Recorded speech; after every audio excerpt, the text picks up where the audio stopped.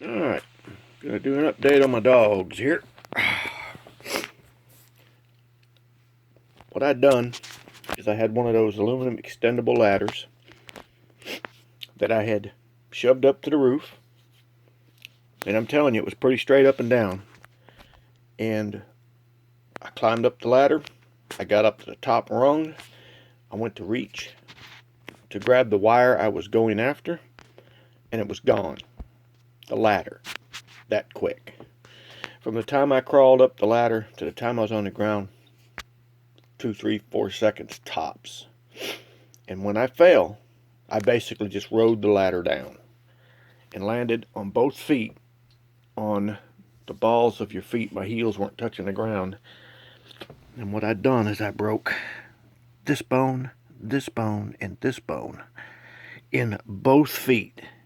The exact same breaks in both feet as you see. I got the exact same repairs in both feet. What it did, it took them 3 bones, it broke them, and shoved them over there. So these 3 bones were basically just kind of piled on top of each other. These 3, this one, and this one. Not the big one, not the little one. Just the 3 in the middle. When I fell, I hit the ground. The garage door was coming down. So I had to roll out away from the garage door. It's a 12-foot garage door. It's fixing to smash down on me. So I rolled out in the driveway. Went to check on see if my legs were broke. I thought I broke my legs because it hurt that bad.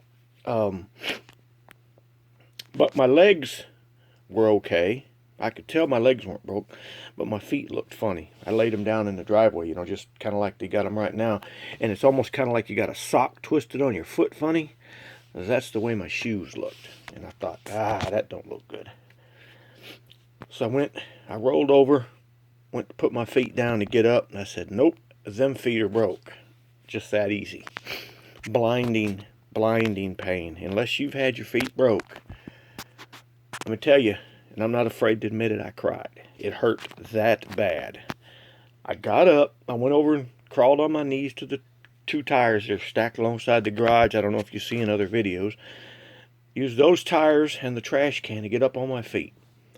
It's probably 80 to 100 feet uphill, and I'm not being sarcastic, it's uphill to the house. I went in the house, I went to the bathroom, went out, came back down the steps, got in the car. I drove myself to the emergency room. I called my wife, told her I broke my feet. I'm on my way to the emergency room. By now, these things were swelled up so big, they were literally cutting off the circulation of my toes because they were in my tennis shoes laced up. I got to the emergency room. I just pulled up under the awning. I told my wife, go get, a wheelchair because I can't get out of the car. And I just sat there and cried. It hurt so bad. I went in the emergency room. They came out, basically did their x-rays and said, well, yeah, you got 3 breaks in one foot and it looks like possibly one in the other. Blah, blah, blah. You need to go see an orthopedic surgeon. So the next day we was down at the orthopedic surgeon, and that's when he come in, and the first words out of his mouth is, you got a lot of damage to them feet. I guess you're in trouble when the surgeon says that. Right off the bat. Anyways, that was on the 12th. I fell on the 12th, and I had surgery day before yesterday.